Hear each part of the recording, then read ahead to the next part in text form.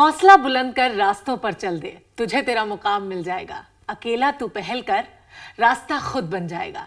कुछ कर गुजरने की चाह, लीक से हटकर काम करना, अपनी तकदीर अपने हाथों से लिखना, यही हिम्मत और यही जज्बा एक साधारण इंसान को असाधारण बनाता है। आप सभी का बहुत बहुत अभिनंदन हमारी खास पेशकश बिजनेस इनसाइड में। मैं हूं आपकी अपनी एंकर नमिता सचदेव और आज हम बात करने वाले हैं कि how to be an entrepreneur. और इस बारे में बात करने के लिए, इसे और बारीकी से जानने के लिए मैं स्वागत करना चाहूंगी उनका, जिनकी प्रेरणा से न जाने कितनों के ख्वाब पूरे हुए हैं। वैसे अगर ख्वाब पंखों की जरूरत होते हैं ना, तो वो पंख निस्संदेह हमारे शो के मेंटोर श्री सुनील कुमार गुप्ता जी के ही होंगे। तो आइए जोरदार स्वागत करते हैं सबसे पहले मिलकर सुनील कुमार गुप्ता जी का। सर, आपका बहुत बहुत अभिनंदन आपके अपने शो में। नमस्कार। लास्ट एपिसोड में हमने बात की थी कि मेक इन इंडिया पर, और उसके रिगार्डिंग बहुत सारे सवाल हमसे लोगों ने पूछे, कॉल्स के जरिए भी, ईमेल के जरिए भी, एफबी के जरिए भी, उसके जवाब भी आपने भेजे। उसके लिए भी आपका बहुत बहुत शुक्रिया करना चाहूंगी। और आज जो मैं शुरुआत करने जा रही हूँ इससे कि जो हमारा यूथ है, जो एजुकेशन तो लेता है, इनफैक्ट पढ़ता है, लिखता है कुछ बनने के लिए, लेकिन डिसाइड नहीं कर पाता है कि क्या किया जाए, जॉब करें या बिजनेस करें। देखिए नमिता, मैं आपको बताना चाहूंगा कि हमारे देश में 125 करोड़ लोग हैं जी। उसमें से सबसे युवा देश, मतलब लगभग 50% लोग 25 साल से नीचे के। तो 25 साल के नीचे के जो 50% लोग हैं उनमें से लगभग 5 करोड़ लोग जॉब ढूंढ रहे हैं और ये संख्या लगातार बढ़ती जा रही है जी। तो जब इतने सारे लोग जॉब ढूंढ रहे हैं तो जॉब क्रिएट कैसे होंगी? एग्जैक्टली। तो मैं हमेशा युवाओं को सजेस्ट करता हूं कि आप खुद एंटरप्रेन्योर बने। लेकिन कहीं ना कहीं कंफ्यूजन रहता है ना, इस बिजनेस में जाऊं, उस बिजनेस में जाऊं, क्या करूं क्या ना करूं, या फिर एंड में आके चलो जॉब ही कर लेती हूं, ऐसा भी होता है ना। हाँ, देखिए बिजनेस अगर हम बोलें तो क्या है इसका मतलब? बिजनेस करने का मतलब होता है कि आप वेल्थ क्रिएट करते हैं। वेल्थ क्रिएट का मतलब होता है कंडीशन ऑफ वेल बीइंग, मतलब एक ऐसी कंडीशन आए जो कि आपको लगे कि मेरी अच्छी कंडीशन है। तो जब ऐसी कंडीशन पैदा होती है, वो कंडीशन पैदा होती है सिर्फ बिजनेस करने से। और वो कंडीशन जब पैदा होती है तो आप अपना और अपने परिवार का ज्यादा ख्याल रख सकते हैं। बिल्कुल, एक फायदा। दूसरा एडवांटेज होता है कि एम्प्लॉयमेंट की, जो हमारे देश में रोजगार नहीं मिल रहे लोगों को, बेरोजगारी है, वो खत्म होती है। जब आप खुद का बिजनेस शुरू करते हैं तो आप लोगों को रोजगार भी देते हैं। बिल्कुल सही। जब आप रोजगार देते हैं, बिजनेस शुरू करते हैं, तो आप हमारे देश का मैन्युफैक्चरिंग सेक्टर और सर्विस सेक्टर दोनों की ग्रोथ होती है। जब इन दोनों की ग्रोथ होती है तो हमारी इकोनॉमी की ग्रोथ होती है। जब इकोनॉमी की ग्रोथ होती है तो हमारा एक्सपोर्ट बढ़ता है, हमारा इंपोर्ट घटता है, हमारा ट्रेड डेफिसिट घटता है, एग्जैक्टली, हमारा जीडीपी बढ़ता है। वो तो बहुत ही अच्छा है हमारे पूरे देश के और एक इससे भी बड़ा एडवांटेज होता है कि हमारे देश में से क्राइम कम होता है। अच्छा, बिजनेस शुरू करने की अगर बात की जाए सर, तो बिजनेस करने के लिए कौन कौन सी बातें हैं जिनका स्टार्ट में ख्याल रखना है उनको? सबसे इंपॉर्टेंट बात होती है, उसे देखना होता है कि क्या मैं सेल्फ स्टार्टर हूं, कि क्या मैं खुद अपना शुरू कर सकता हूं, खुद सोच सकता हूं कुछ शुरू करने की। दूसरी बात होती है कि क्या मैं कुछ प्लान कर सकता हूं, मेरे अंदर क्षमता है कि मैं प्लान करूं, और साथ में क्या मेरे अंदर क्षमता है उस प्लान को मैं ऑर्गेनाइज भी कर सकूं, फिर एग्जीक्यूट कर सकूं। और फिर देखना होता है कि क्या मैं अपने मोटिवेशन को मेंटेन कर सकता हूं। तो अपने मोटिवेशन को मेंटेन करने की क्षमता या इच्छा शक्ति या आपके अंदर वो कैपेबिलिटीज या वो कैपेसिटी होनी चाहिए कि आप अपने मोटिवेशन को मेंटेन रख सकें। इन सब का आंसर यस है तो आप सोच सकते हो कि मुझे बिजनेस करना है। एक और बड़ी बात है कि क्या आप कंपटीशन को एंजॉय करते हैं? बिल्कुल, क्योंकि यदि आप कंपटीशन को एंजॉय नहीं करते तो बिजनेस आपके लिए नहीं बना, क्योंकि बिजनेस का मतलब है कंपटीशन। अच्छा, यहाँ पे सर आपको रोक के एक सवाल करना चाहूंगी। आपने कंपटीशन की बात कही ना, तो एक हेल्दी कंपटीशन होता है, एक अनहेल्दी कंपटीशन होता है, अब उसमें कैसे डिफरेंशिएट करे कोई? देखिए, मैं हमेशा बोलता हूँ कंपटीशन हमेशा हेल्दी है। जब हम बिजनेस की बात करते हैं तो उसमें हेल्दी कंपटीशन ही होता है। हमने क्योंकि एक प्रोडक्ट 100 लोग बनाते हैं, तो हम ये नहीं सोच सकते कि हम मोनोपोली होगी, हम ही बनाएंगे और बिकेगा। वो 100 लोग बनाएंगे, उसमें कंपटीशन भी होगा, वो कुछ अच्छी क्वालिटी करेगा, आपको अपनी क्वालिटी और इंप्रूव करनी पड़ेगी। आपको अपने प्रोडक्ट की आफ्टर सेल सर्विसेज इंप्रूव करनी पड़ेंगी, आपको अपनी सर्विसेज ज्यादा देनी पड़ेंगी, प्रोडक्ट में कुछ इनोवेशन लाना पड़ेगा जिससे वो लोगों की लाइफ बदले किसी ना किसी तरीके से। तो जब आप उसमें इनोवेशन करते रहेंगे, उसको बढ़ाते रहेंगे, तो आप बिजनेस अच्छा कर पाएंगे। यहाँ पे ये जानना चाहूंगी, अगर कोई बिजनेस करना चाहता है उसके लिए कौन कौन से मोड्स हो सकते हैं जिससे वो बिजनेस कर सकता है? देखिए, सबसे आसान मोड है प्रोप्राइटरशिप जी। प्रोप्राइटरशिप में बिजनेस एकदम शुरू हो सकता है। उसके बाद दूसरा मोड होता है पार्टनरशिप फर्म बनाना। तीसरा मोड होता है लिमिटेड लायबिलिटी पार्टनरशिप बनाना, LLP। और चौथा मोड होता है प्राइवेट लिमिटेड कंपनी बनाना। और उसमें एक और कंपनी आजकल बनती है, उसे बोलते हैं 1% कंपनी। 1% कंपनी। हाँ, क्योंकि नॉर्मली प्राइवेट लिमिटेड में 2 की जरूरत होती है, तो 1% कंपनी भी अब हमारे देश में अलाउ हो गई है 2013 में एक्ट अमेंड होने के बाद। और एक और मोड होता है, उसे बोलते हैं लिमिटेड कंपनी। अच्छा, तो ये एक तरह से हमारे 6 मोड हो गए बनाने के। प्रोप्राइटरशिप बनाई आपने, आपको कुछ रजिस्ट्रेशन की जरूरत नहीं पड़ती और एकदम शुरू हो गई। उसके बाद पार्टनरशिप आती है। पार्टनरशिप में आप जरूर 2 लोग होने चाहिए, 2 से ज्यादा भी हो सकते हैं जी। और 20 तक हो सकते हैं। 2 से ज्यादा लोग मिलकर पार्टनरशिप शुरू कर सकते हैं। यदि मान लीजिए एक युवा है, उसने कोई कोर्स किया टेक्निकल, दूसरा युवा है उसने मैनेजमेंट का कोर्स किया है, तीसरे के पास फाइनेंस है, तो वो तीनों मिलकर पार्टनरशिप कर सकते हैं। अरे वाह। और अपना एक टीम बना के आगे चल सकते हैं। और मान लीजिए वो सोचते हैं कि हमें इसको एक कॉर्पोरेट लुक देनी है, तो वो उसको लिमिटेड लायबिलिटी पार्टनरशिप बना सकते हैं। पार्टनरशिप और लिमिटेड लायबिलिटी पार्टनरशिप मतलब हो गया कि पार्टनरशिप एक्ट में रजिस्टर्ड होती है और ये कॉर्पोरेट ग्रुप हो गया इसका कि आपकी पार्टनरशिप तो है लेकिन आपकी लायबिलिटी लिमिटेड है। इसमें बेसिक डिफरेंस क्या हुआ?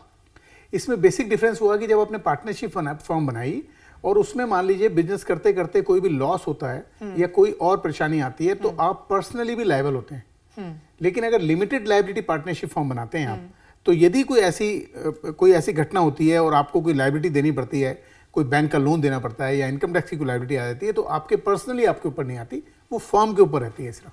अच्छा, ये तो अच्छी बात। पर्सनली आप लायबल नहीं होते, तो उसके लिए आप लिमिटेड लायबिलिटी पार्टनरशिप फॉर्म खोल सकते हो। और उसके बाद प्राइवेट लिमिटेड कंपनी होती है कि सब जानते हैं जैसे 2 कंपनियों से बनती है। अगर आपने कोई बड़ा काम करने की प्लानिंग की है और आप शुरू से एक स्ट्रक्चर वे से चलना चाहते हैं, तो आप शुरू में partnership form private limited company बना सकते हैं। ओके। यदि मान लीजिए कोई टेक्नोक्रेट आदमी है, उसके पास जो रेसिपी है, मतलब उसके जो बिजनेस करने का गुर है उसके पास, वो चाहता है कि ये मेरे पास ही रहे, मैं इसको शेयर नहीं करूं। और वो ये भी चाहता है कि मेरी स्ट्रक्चर हो पहले दिन से, मैं प्रोप्राइटरशिप में काम नहीं करना चाहता क्योंकि मेरे को उम्मीद है कि कोई ना कोई वेंचर कैपिटल आ जाएगा मुझे देने, मेरा आइडिया बड़ा यूनिक है। अच्छा, और मेरे को कोई एंजल इन्वेस्टर आ जाएगा, तो प्राइवेट लिमिटेड कंपनी बनानी जरूरी होती है उसके लिए। अच्छा। तो उसके लिए 1% कंपनी की भी कॉन्सेप्ट है आज हमारे देश में, जो पहले नहीं थी। 2013 में नया कंपनी एक्ट आने के बाद से आई है। तो आप 1% कंपनी बनाएंगे, मतलब कंपनी के सारे बेनिफिट मिलेंगे लेकिन उसका ओनर एक ही हुआ। अच्छा। तो उसके बाद आती है नॉर्मल प्राइवेट लिमिटेड कंपनी होगी और लिमिटेड कंपनी होगी। लिमिटेड कंपनी तब जबकि आपकी बड़ी प्लानिंग होगी कि मैंने पब्लिक से भी पैसा लेना है और मैंने ज्यादा इसमें लोग इन्वॉल्व करने हैं, सबका पैसा लगाना है, तब कंपनी हम बनाते हैं। तो प्राइवेट लिमिटेड की जहां पर आपने बात की, प्राइवेट लिमिटेड में कुछ एम्प्लॉइज भी होते हैं कि आपको इतने नंबर ऑफ एम्प्लॉइज अपॉइंट करना जरूरी होता है? नहीं, ऐसा कुछ नहीं है। आपने प्राइवेट लिमिटेड बनाई, मान लीजिए आप 2 लोग मिलकर बनाते हैं, आप कंपनी चलाइए, बिगर किसी एम्प्लॉय के चलाइए। मैं आपको बताना चाहूंगा कि हमारे देश का जो एमएसएमई सेक्टर है, जिसमें करीब 6 करोड़ लोग हैं जो कि अपना छोटा मोटा व्यापार करते हैं, बिजनेस करते हैं, जो एमएसएमई सेक्टर में आता है, उसमें से 96% प्रोप्राइटरशिप है।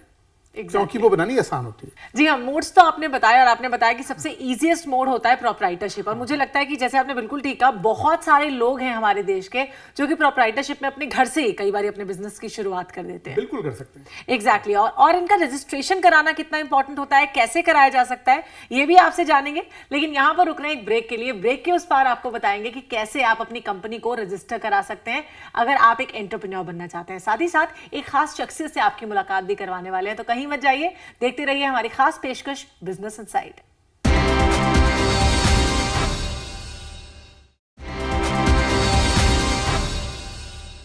तो आज हम आपकी मुलाकात एक ऐसी ही शख्सियत के साथ करवाने जा रहे हैं जिन्होंने खुद अपने ख्वाबों को पूरा करने के लिए उड़ान भरी और आज वो एंटरप्रेन्योर बन चुके हैं। आप सबके लिए एक प्रेरणा स्रोत बन चुके हैं। तो आइए आपकी मुलाकात करवाते हैं विवेक सिनारे जी से, जो redefine skills and learning private limited के एमडी हैं। बहुत बहुत स्वागत है आपका।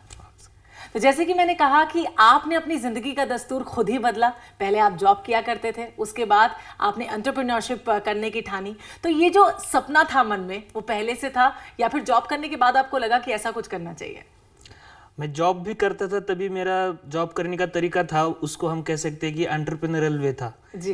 मुझे ऐसा लग रहा है कि अभी जो देश में बदलाव आ रहा है, यही समय है अपने खुद के नॉलेज, अपने खुद के स्किल्स और अपने खुद का जो कोई आज तक का एक्सपीरियंस है, उसको ऑप्टिमम यूटिलाइजेशन करना है। तो then you have to be on your own feet and that's why I have started my own organisation. बड़ी अच्छी बात आपने कही। सर, आपका क्या कहना है इसके बारे में? एंटरप्रेन्योर बनने के लिए इससे अच्छा समय देश में पहले कभी था नहीं, ना कभी आने वाला है। हमारे मोदी जी चाहते हैं कि हम मैन्युफैक्चरिंग हब बने पूरे ग्लोब का। तो उसके लिए सबको एंटरप्रेन्योर बनना पड़ेगा, सबको मतलब जिसके अंदर स्किल सेट है। बिल्कुल। तो यहाँ पे आपसे जानना चाहूंगी, जितने भी कॉलेज स्टूडेंट्स होते हैं, क्या आपको लगता है कि उनके लिए कोई कैंपस ट्रेनिंग होनी चाहिए? आज अगर आप देखें तो देश भर में हर साल 25 लाख से ज्यादा ग्रेजुएट्स पास आउट हो रहे हैं। बिल्कुल। इंजीनियरिंग, पॉलिटेक्निक, मैनेजमेंट और प्रोफेशनल कॉलेजेस की संख्या हजारों में है और लाखों युवा हर साल बाहर पढ़ रहे हैं। अगर हम इसको एक systematic entrepreneurship development training modules offer करें, कैंपस एंटरप्रेन्योरशिप, जिसमें हम फर्स्ट ईयर से स्टूडेंट्स को एंटरप्रेन्योरशिप मोटिवेशन देते हैं। अच्छा। सेकंड ईयर में स्टूडेंट्स को टेक्नोलॉजी और मार्केट सिनेरियो क्या है इसके बारे में बताते हैं। जब स्टूडेंट थर्ड ईयर में जाता है तो उसको फाइनल ईयर में जो प्रोजेक्ट करना होता है वो प्रोजेक्ट करने के लिए प्रोजेक्ट गाइडेंस हम उसको थर्ड ईयर में ही करते हैं, so that he can think in a innovative way, he can think what industry is looking for, market की जरूरत क्या है। और जब वो फाइनल ईयर में उसका प्रोजेक्ट एक्चुअल बनाता है तो उसको हम फाइनल ईयर में एंटरप्रेन्योरशिप डेवलपमेंट ट्रेनिंग देते हैं। यहाँ पे जानना चाहूंगी सर, आपसे पूछना चाहूंगी पहले, सेल्फ असेसमेंट कितना इंपॉर्टेंट है, खुद की कमियों को पहचानना कितना इंपॉर्टेंट है? वो सबसे इंपॉर्टेंट है जी। सबसे पहला स्टेप ये है कि आपको अपना खुद को टटोलना है, खुद से पूछना है, और अपनी वीकनेस आपको जरूर पता होनी चाहिए। स्ट्रेंथ कितनी है, अगर 5 स्ट्रेंथ हैं, एक भी पता तो चलेगा, लेकिन वीकनेस अगर 5 हैं तो 5 पता होनी चाहिए। क्योंकि जब तक आपको वीकनेस पता ही नहीं होंगी तो उनको दूर कैसे करेंगे? बिल्कुल सही। तो इसलिए अपने आप को टटोलना तो सबसे जरूरी है। आदमी खुद ही अपने आप को पहचान सकता है, और कोई और उसे पहचान के नहीं बता सकता है कि तुम्हारे अंदर क्या कमी है या क्या वीकनेस है, क्या स्ट्रेंथ है। तो यहाँ पे जानना चाहती हूँ, अगर कोई एंटरप्रेन्योर बनना चाहता है तो उसके लिए मोटिवेशनल ट्रेनिंग भी उतनी इंपॉर्टेंट है जितनी की बाकी ट्रेनिंग? यहाँ पर मैं एक छोटा सा एग्जांपल देना चाहूंगा। जब आप पानी गर्म करते हैं, 99 डिग्री सेल्सियस पर पानी गर्म होता है, लेकिन जब उस 99 डिग्री सेल्सियस में आप 1 डिग्री सेल्सियस ऐड करते हैं, पानी उबलना शुरू होता है, और उससे जो स्टीम तैयार होती है, उस स्टीम में इतनी एनर्जी हो सकती है कि वो एक जहाज चला सकता है, एक इंजन चला सकता है, एक एरोप्लेन चला सकता है। तो मुझे लगता है कि हमारा जो फॉर्मल एजुकेशन है वो हमें 99 डिग्री सेल्सियस तक तो पहुंचा सकता है। 1% हम खुद, लेकिन 1% जो चाहिए वो 1% हमें इस मोटिवेशनल ट्रेनिंग से मिल सकता है, जो आपकी जिंदगी बदल सकता है। यानी मुझे लगता है कहीं ना कहीं सर सेल्फ मोटिवेशन भी बहुत इंपॉर्टेंट होता है, खुद में खुद को पहचानना खुद से बहुत इंपॉर्टेंट है ना हमारे लिए? बहुत इंपॉर्टेंट है, और बहुत अच्छी बात कही विवेक जी ने। क्योंकि सबसे इंपॉर्टेंट क्या है कि जब पानी उबल रहा होता है उसका सपना है भाप बनना। बिल्कुल।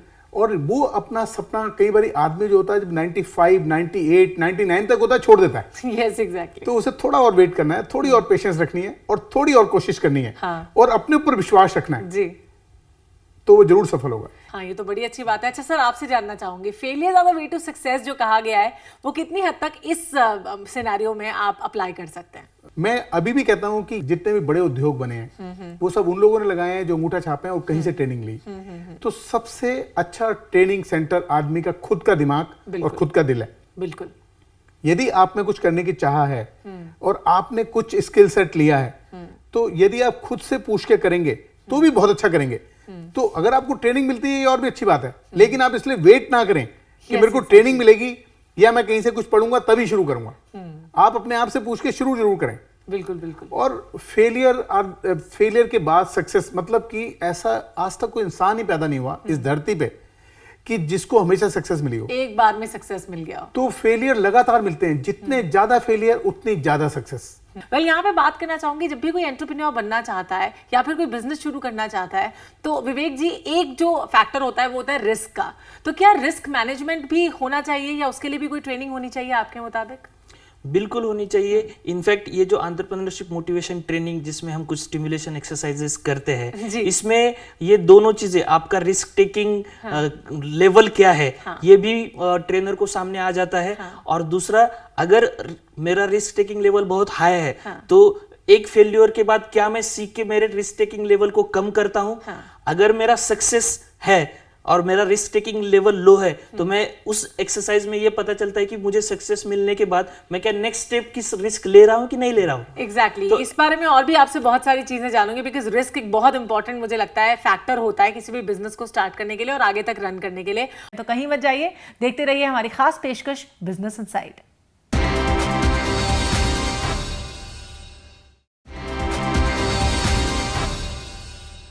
ब्रेक के बाद एक बार फिर से बिजनेस इनसाइड में आपका बहुत बहुत स्वागत करने के लिए मैं नमिता सचदेव हाजिर हूं। तो आज हम बात कर रहे हैं कि how to be an entrepreneur. हमारे साथ हैं हमारे शो के मेंटोर श्री सुनील कुमार गुप्ता जी, और हमारे साथ हैं साथ ही साथ विवेक सिनारे जी, जिनसे बहुत सारी मोटिवेशनल बातें हमने की हैं।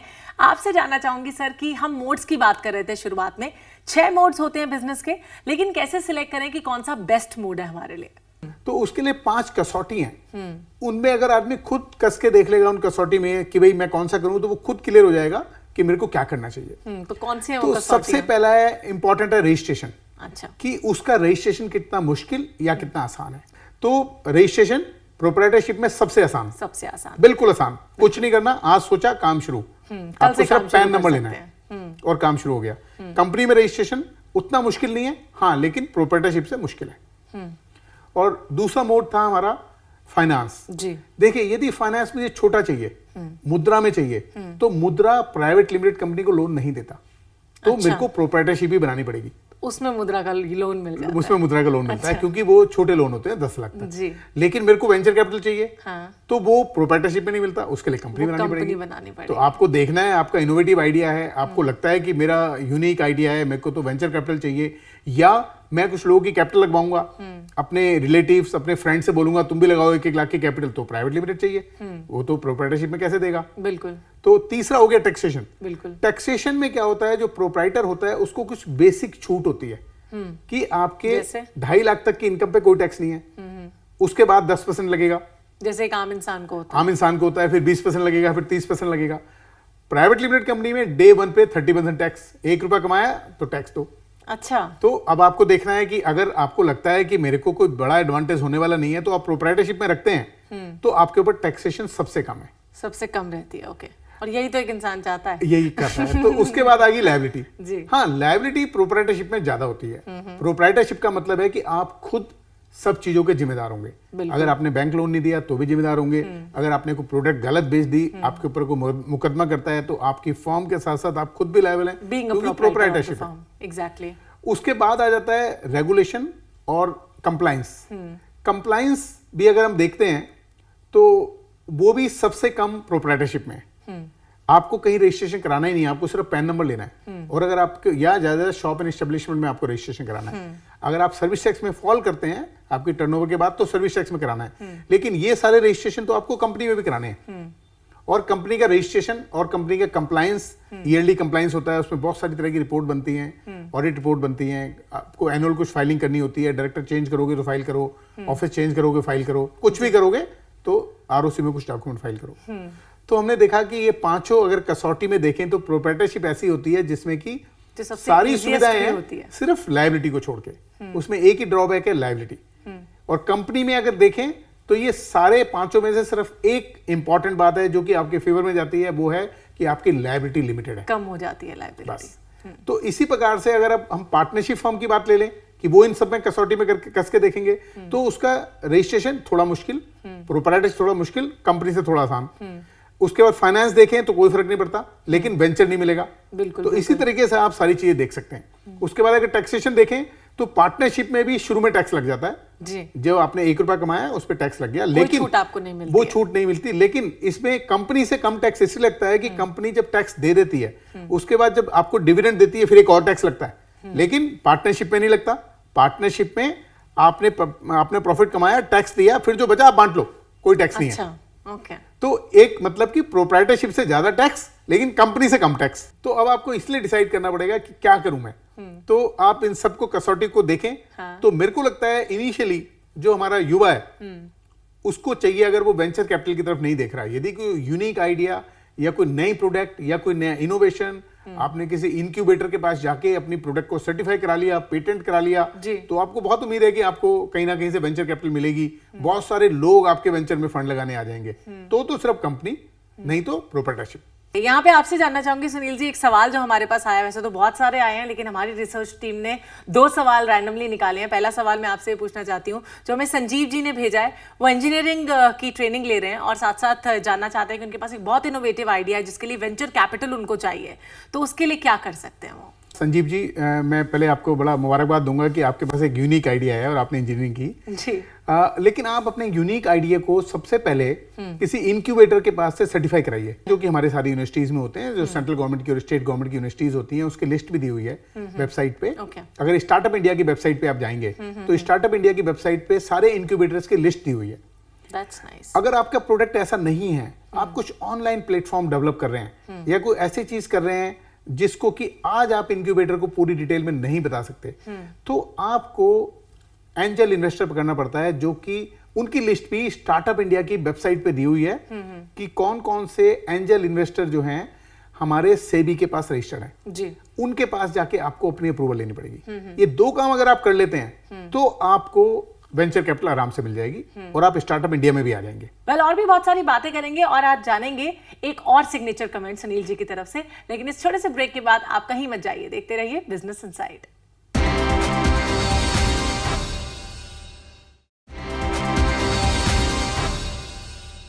Welcome back to business inside once again. मैं हूं आपके साथ नमिता सचदेव। हमारे शो के मेंटोर श्री सुनील कुमार गुप्ता जी हमें बहुत सारी आज टिप्स दे रहे हैं कि कैसे आप अपना खुद का बिजनेस शुरू कर सकते हैं, कैसे आप एंटरप्रेन्योर बन सकते हैं। वेल यहाँ पर अभी वक्त हो गया है एक बहुत इंपॉर्टेंट सवाल जानने का, जो कि कुछ ITI के स्टूडेंट्स आपसे जानना चाहते हैं। मैं सुनील सर से अपना एक क्वेश्चन करना चाहता हूँ कि जैसे मैं भी ITI कर रहा हूँ, ITI कंप्लीट करने के बाद मुझे इससे बिजनेस करना है, तो मुझे लोन कैसे प्रोवाइड किया जाएगा गवर्नमेंट की तरफ से? स्टूडेंट्स हैं सर, तो बहुत सारे सवाल हमेशा दिमाग में रहते हैं, मैं ये कर रहा हूँ, क्या मैं बिजनेस कर सकता हूँ आगे चल के, और जो भी उनकी रिक्वायरमेंट्स हैं, तो आप उन्हें बताएं प्लीज। देखिए, मैंने सुना ये बच्चे बड़े, मैं सबको पहले मुबारकबाद दूंगा कि आप इतना अच्छा कोर्स कर रहे हैं और आप इतने अच्छे, इतना मोटिवेशन है आपके अंदर कि आप अपना बिजनेस शुरू करना चाहते हैं। आप जरूर कर सकते हैं।